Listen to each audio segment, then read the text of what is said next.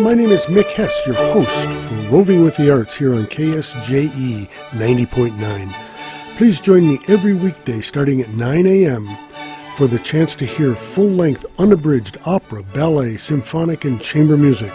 I'll share news of local concert events that you may be interested in attending, background information about some of the greatest musical compositions ever written.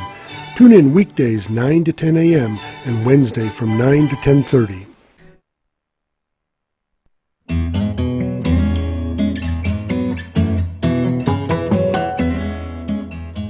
Joining me now for our Monday Reboot segment, a chance to talk technology with the one and only Lewis Campbell from Cintigy Computer Systems here in Farmington. Lewis, good morning. Thanks for joining me. Good morning. Good to have you on the program, as always. And one thing I noticed from the Cintigy Computer Systems Facebook page, you've posted a couple of stories that I find interesting, including the one that now the operating system, Linux, is now on the planet Mars. Yeah, isn't that interesting? It is interesting. Operating system goes to space. Yeah. Well, and so to explain, it's part of the latest Mars rover, right? It's running on the Linux system, and so Perseverance is on Linux.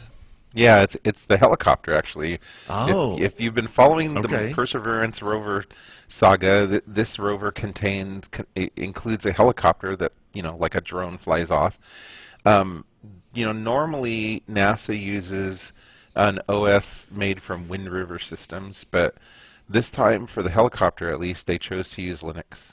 Interesting. And an engineer mentioned that. We don't know a lot of details about it, but an engineer mentioned that, so all the Linux people are really excited about it. I would think so. Well, and it's the first time that we'll have flown a man-made object on another planet. It hasn't, I don't think, taken flight just yet as we're recording this today, but it has plans to do that once it's checked out. But I guess one of the other things that's so interesting to me about these rovers and things on Mars is they're so far away, they can't really just send commands like you would think by a remote control, right? They have to send a series of commands of things they want the thing to do, and then, 7 minutes later or whatever, the commands get to the rover, and then it does the thing, and then Mission Control discovers 7 minutes later than that if it did what it's supposed to do.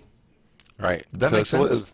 Yeah, it's a little complex because it's not like you can just say, okay, go straight, and then when you see that you have to turn left, say turn left. You got to anticipate what's going to happen. Right. You got to predict the future. Exactly. So, yeah. One of the things that's interesting about the little helicopter thing too is it isn't just the Linux on the helicopter, but most often when NASA does these things, everything is built special. That's why it costs so much money. They do all this R&D, and they have to build the spacecraft and everything, to very strict standards and so forth. But the helicopter was actually built with off-the-shelf parts, not just with the Linux operating system, but it was basically built with off-the-shelf parts as a kind of a custom drone.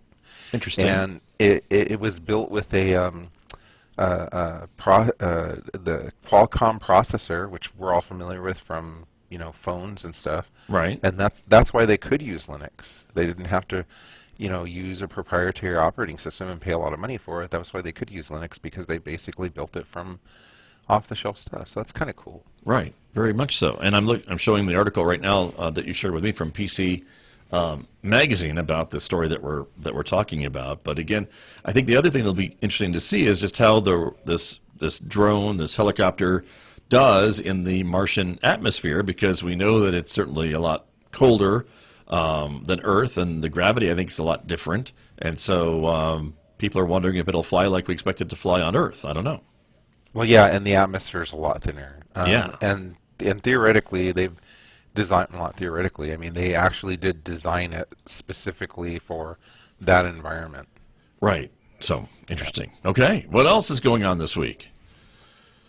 Oh, well, there's a lot of things that went on in the past Right. that we can get up to this week, too, as well. Okay. Like, one of the things you've been hearing in the news a lot this week and previously is a lot of moves in legislatures. Even Colorado, just north of us, is starting to make moves to charge to force companies like Facebook and stuff to deal with privacy concerns and to deal with extreme speech and stuff like that. So there's a lot of legislative kind of stuff going on that's kind of interesting. Interesting, true. And I know another story about an online advertising tax that got into the court system, I think in the state of Maryland, right? Yeah. This is another story from the Washington Post. Yeah, and even just yesterday, Google themselves started talking proactively about making changes to how advertising is going to work, and that's a big deal because Google is the 900-pound gorilla of online advertising. So what they do, a lot of people are going to do. Yeah, Colorado is what they're looking to do in Colorado is force social media platforms to register with the state, and there's even a talk there about the legislation possibly including $5,000 a day fines for allowing fake news or conspiracy theories. I would think that would be difficult to enforce because there'd be a lot of arguments about where you draw the line, what's fake news and what's conspiracy and all that kind of stuff. But it's interesting that they're looking at that. Right, very true, and interesting to hear that being done, of course. And just recently, I think Facebook got into a bit of a tiff in the country of Australia that was talking about maybe having Facebook pay news sites for some of the news content that they were sharing on their platform. And I guess in answer to that, Facebook just shut off access to all the news sites in Australia and other sites too. And then, as the story goes, Facebook backed down and the sites came back on as the Australian government kind of changed its legislation a little bit, I guess, to more of Facebook's liking. But we're seeing some governments and entities taking a little bit of a harder stand against these social media behemoths than we've seen in the past.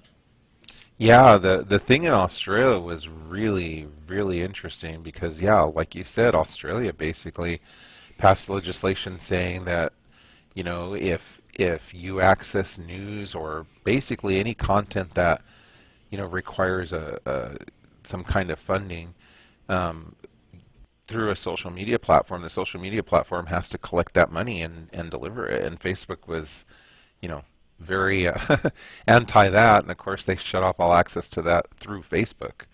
Right. But yeah, that's been there, and there's so many states that are doing so many different things. Arizona is looking at a bill forcing Apple and Google to allow for alternative payment options, so that people don't have to be forced to go, say, to the Apple iStore. And that's, if that bill were to actually pass into law, it would be interesting to see how Apple would respond to that, or Microsoft with the Microsoft Store. Yeah, because that's a big deal for those companies, right? That have that I guess monopoly as to where you can buy and get your apps from, the Play Store or the App Store. Yeah. So it's going to be interesting to see how all this stuff, comes out. True. I mean, I think what we're seeing now basically is that, and unfortunately for the tech companies, this is a bipartisan thing. It's not just, everything else lately has been like if the Republicans like it, the Democrats don't, or vice versa. But this is something that the Republicans and the Democrats are actually ganging up on the tech companies for. Right. So, I think we're going to see the tech companies are going to have to bend one way or the other. So. Interesting. Yeah. Well, we'll see what happens, but it'll be interesting to see what gets passed. So, very good. Well, Louis, thank you for joining me on this Monday. I appreciate it. Hey, great. Have a nice week, everybody. All right, and you too. Thank you so much. That is Louis Campbell, everybody, from Cintigy Computer Systems here in Farmington. He's my guest every Monday right here in our Monday Reboot segment on KSJE. Travel is one of